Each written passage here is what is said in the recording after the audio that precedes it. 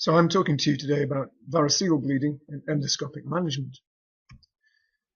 Let's take the case of a 15-month-old girl who is admitted. She has a history of congenital heart disease, and this was repaired to triage of fallow at 3 months of age, and no symptoms or signs of heart failure.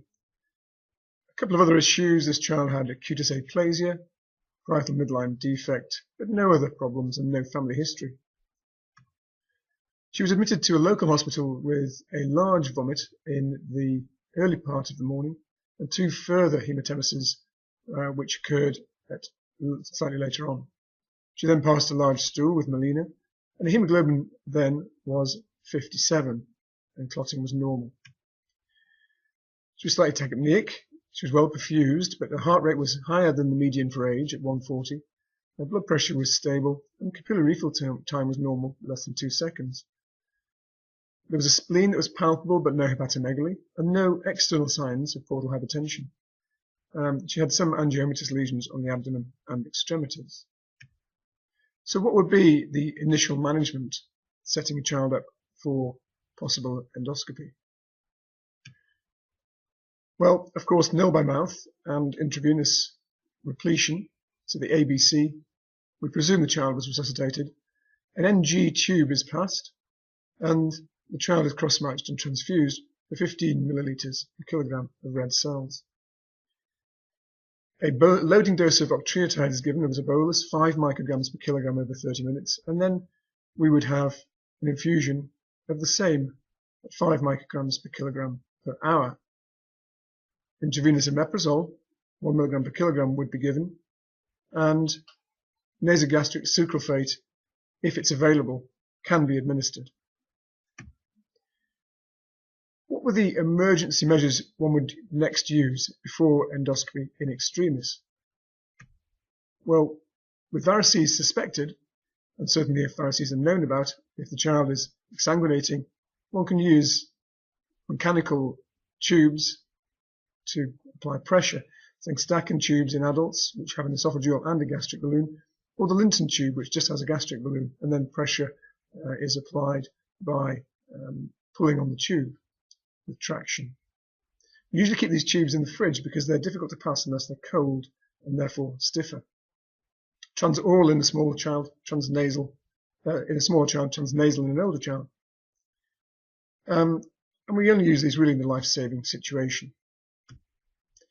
So back to this case, the little girl was transferred to a large centre with endoscopic GI bleeding experience, and we must mention now in the history that this girl had 2 weeks prior to the bleed a viral infection with a pyrexia. She'd had some vomiting and diarrhea, and she was having regular non-steroidal anti-inflammatory drug. So what should be the timing of the endoscopy? Well, it would be appropriate with the endoscopy to do this if varices are expected, or indeed if they're not expected with a large bleed, as quickly as possible, and certainly within 6 to 12 hours. If we see this video of the varices, we would then need to think about grading. Obviously, if they were bleeding actively, then banding would occur. But in the initial stage, if they were not bleeding, then grading systems are very helpful. And there are 2 grading systems that we employ, a 4-point grading system and a 3-point. And grade 1 in the 4-point system would be dilated veins less than 5 millimeters at the level of the mucosa, gastroesophageal junction and above. Grade 2, greater than 5 millimeters in diameter, protruding into the lumen but not obstructing it. Grade 3 would be large, tense and tortuous veins, obstructing most of the esophageal lumen. And then grade 4 would be the same as grade 3, with impending danger of imminent hemorrhage, with so-called cherry red spots. The 0.3 grading system for varices sees small, medium and large as the definitions. Small being minimally elevated varices above the esophageal mucosal surface, medium in tortuous veins occupying less than 1/3 of the esophageal lumen, and then large, which are occupying more than 1/3 of the esophageal lumen. Many operators prefer the 4-point system. So how do you diagnose varices as the source of the bleeding at endoscopy? Clearly, if there's active bleeding from a varix, if there's a thrombus or plug, a white nipple overlying a varix, if there's clot overlying the varix, and if there's varices with no other potential source of bleeding identified. In children, certainly there is little or no place for variceal sclerosis with ethanolamine or equivalent at endoscopy. There's a higher chance of failure and a higher chance of esophageal ulceration at the injection site. So here we see the endoscope in the esophagus. The banding devices are placed on the endoscope and the varix is sucked up with suction on maximum and sucked in for about 5 seconds before the band is applied.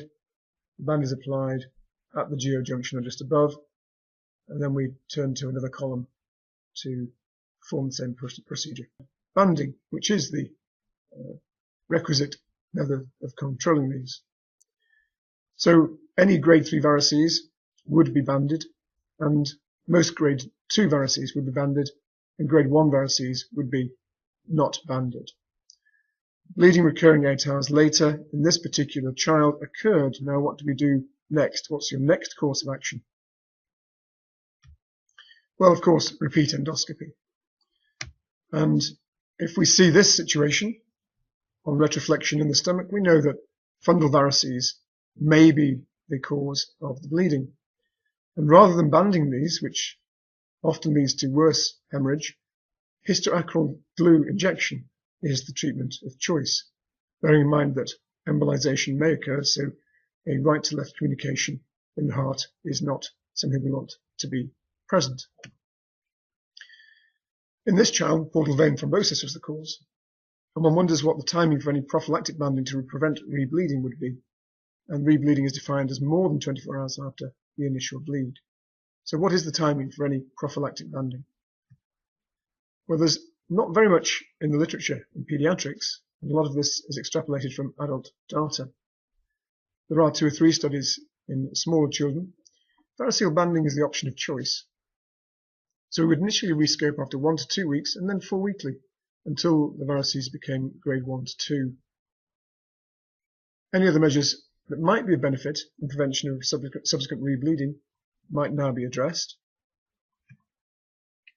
And other measures would involve medications, beta blockers.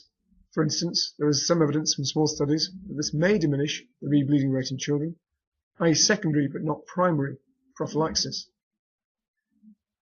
There may be some studies coming online to support the use of long-acting somatostatin analogues such as lanreotide,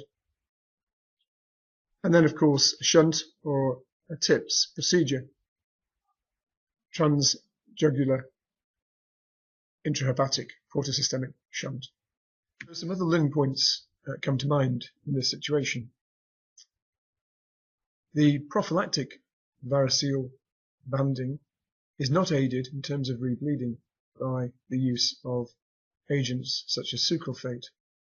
The evidence suggests that whilst this decreases the size and the depth of the subsequent ulcer, it doesn't decrease rebleeding rates.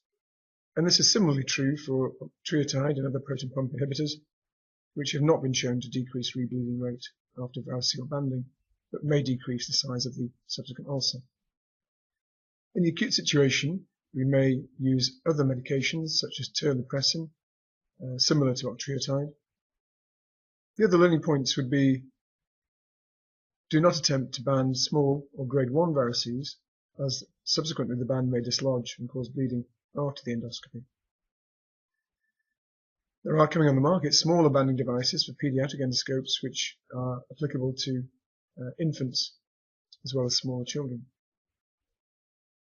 One can apply up to 7 variceal bands with different kits, but usually 4 is the maximum required at a single endoscopy. And other modalities, of course, radiological endoultrasound can be helpful in the identification of gastric fundal varices that still have blood flow. Thank you.